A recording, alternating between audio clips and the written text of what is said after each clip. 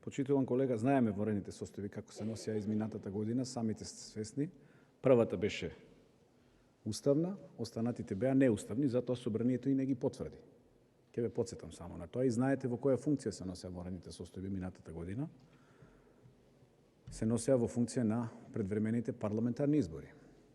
Сега, поврзано за зошто е земена 2020 и првите 6 месеци од 2021 година, затоа што се најблиски. И најблиска и состојбата во 2022 година во која што ќе се наоѓаме. И токму од тука гледаме како е реализирано, значи нешто е планирано, туку како е реализирано, тоа се гледа, тоа го интересира НАТО. НАТО го интересира 25% за капитални инвестиции.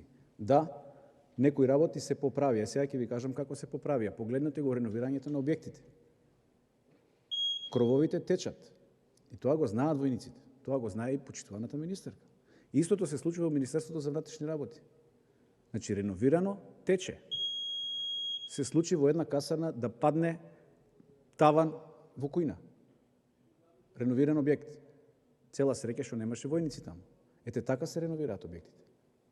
Благодарам. Реплика пратеничката Марија Георгиевска. Повелете.